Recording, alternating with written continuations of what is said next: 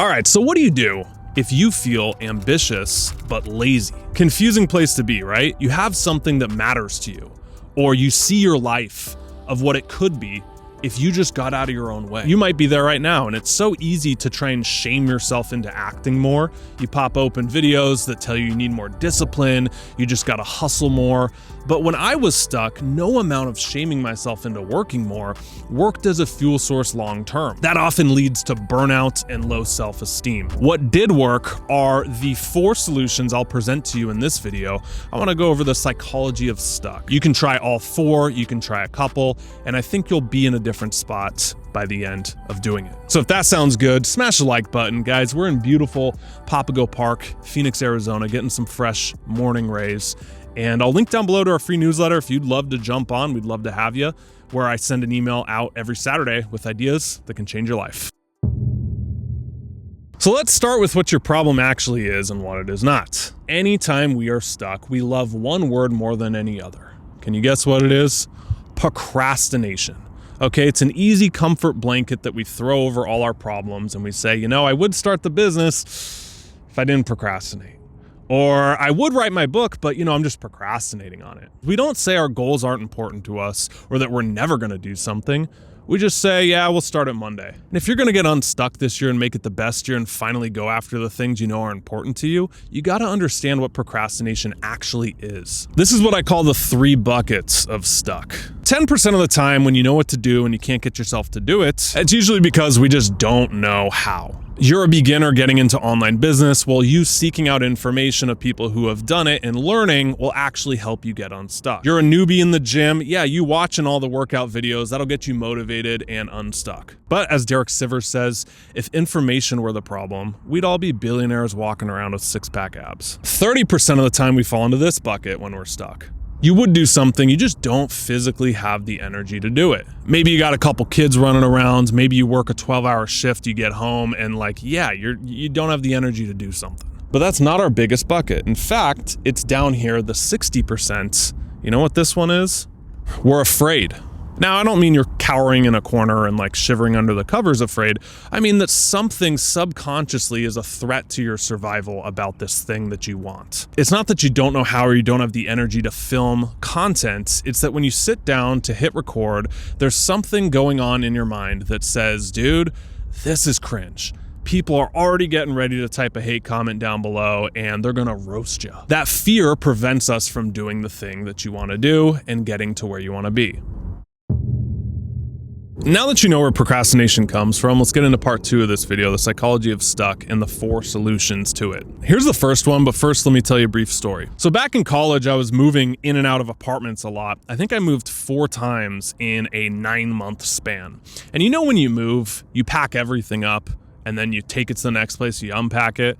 Well, I kept doing that without purging the stuff that I no longer needed until I was just accumulating more and more and more things. And finally, one day I'm looking in the corner and there's this random 5-foot tall giraffe statue that I had gotten at a garage sale staring back at me. And I remember looking at that thinking, do I even want this thing? Or did I just lug it from the previous place? What else in this apartment have I just lugged around apartment to apartment and never thought to question? Later, I realized our goals work the exact same way, where we just have this wish list in our mind of things that we should do and we thought would be nice to do. And if they don't happen, we kind of just carry them around with us the next year, until you have a big list of things that you thought you were supposed to do with your life. So the easiest place we can start anytime you're stuck and have resistance to a goal you know you need to do is ask this: is this even your goal? A lot of people say they need to build a business, but you have to ask yourself, is this even your goal? Or did social media just push it upon you that you should be? I had to go through this when I turned 30. I'm like, okay, how many of my goals did 18-year-old Clark set that I'm still chasing? But what does 30-year-old Clark want? Is being famous and speaking on stages and like being on top podcasts and doing all these like big ego-based goals, is that really authentic to the version I am now? And I had to get really real and let go of a lot of things that I had been chasing. And I'm not here to talk you out of your goal, but man, when you let go of something, there is a lightness. And you can now use all that mental space that was taken up for something that's more in alignment with this version of you instead of the previous one. Good on that one. Let's move on to number 2 here, because you might say, yes, Clark, I really do still want this goal. It is important to me. I know what I need to do.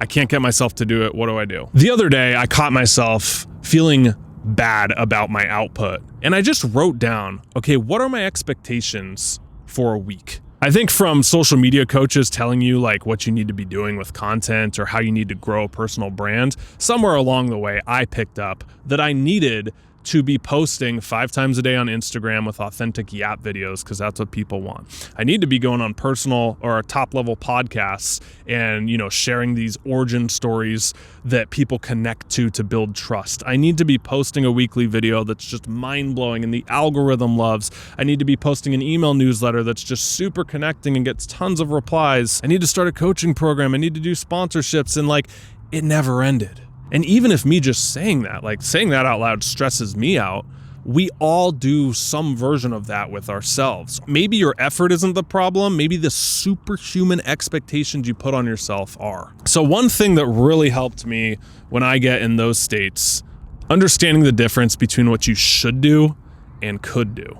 Anytime you catch yourself saying, I should do it, try and flip it to I could do that. I should work on my business. I could work on my business. Now it's a choice instead of an obligation. But even more tactically here, I would take 10 minutes and write out all the things you think you should be doing. And ask yourself, is this even possible for any human to do? You want to go a step further, take a pen and cross out the things that you should be doing that aren't important to you, or that actually wouldn't even be of benefit right now. When I did this, I realized, there's a million things I should be doing to grow my business. And all of that is true. But what I could do in that 20% is going to the park and filming a video that I think can help people. All right, so you've asked, is this even your goal? You're like, yes.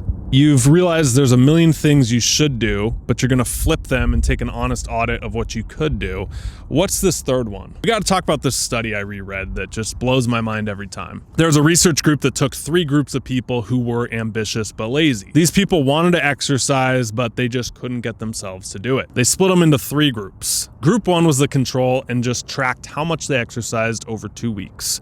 Group 2 was the motivation group. They also tracked how much they exercised over 2 weeks, but they received information on the benefits of exercise. They had a motivational speaker pump them up and talk about all the good things that come with exercise. Group 3 was a group that also received that motivational pep talk, but they did one thing different.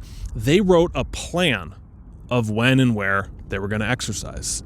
I'm gonna go to LA Fitness 5 times a week. I'm gonna go on a 3-mile run Monday, Wednesday, and Friday. So what do you think happened? How much could setting a plan really improve the amount someone does something? Well, group 1 exercised around 35%. Group 2 also exercised around 35%. Group 3 exercised over 91%. That is literally the difference between 3 out of 10 times and 9 out of 10 times. Crazy. I call this one the 91% rule. That motivation isn't enough by itself. So if you're ambitious but lazy, start setting plans on a weekly basis. This is not advice I don't follow, by the way. I've showed you on this channel my weekly GSD list. Just a little 3x5 note card where I write out 3 different sections of what I want to do that week. And man, the weeks I have that versus the ones I don't, which weeks am I filming videos? The weeks I have it. Which weeks am I going to the gym more? The weeks I have it. You don't need an app. You don't need a Notion second brain. Literally just take a 3x5 note card and write out a few things that you want to do this week, when and where you're going to do them. And I bet you'll get more done. But lastly, this one. This is if you have big dreams and goals that feel pretty far away and you're struggling to motivate yourself to take the first couple steps. What is this line right here? If you think of yourself you now versus you at the end result, it looks like this line. Achieving something is just a set of actions done in sequence. That's it. What are the sub goals within that? So this is called chunking, where you take something massive and you break it down. It's not you losing 50 pounds one time. Of course, if that is the goal, it's going to be impossible to motivate yourself to it because it's so far away. You chunk it down into smaller goals, 5 pounds, 10 times. It's not you writing a New York Times best-selling book, it's you writing the table of contents, or the first draft, or the first paragraph. It's not you launching a YouTube channel and getting your 10,000 subscribers this year, it's you posting a weekly video 52 times a year. Or it's posting the first one and having 3 cool points you can riff on for 20 minutes. Whatever it is that you're procrastinating, it's because it's so far away and it's so ambiguous. And of course, if the starting line is the finish line, who would start that? That's way too big. That's literally how you design programs. And that is how you can design your life to actually follow through when you know what you need to do, but you can't get yourself to do it. 2 quick things. First, smash the like button if you made it to the end. That helps us out. And I'll link down below our free newsletter you can hop on. I send an email to you every Saturday. Second, I'll link up right here a perfect follow-up to this video. It's on your core stories. So not the thing, but the thing behind the thing, what's really going on. That is a perfect follow-up that I think can help. Thanks so much for being here. See you in the next one. Stop settling, start living. Peace.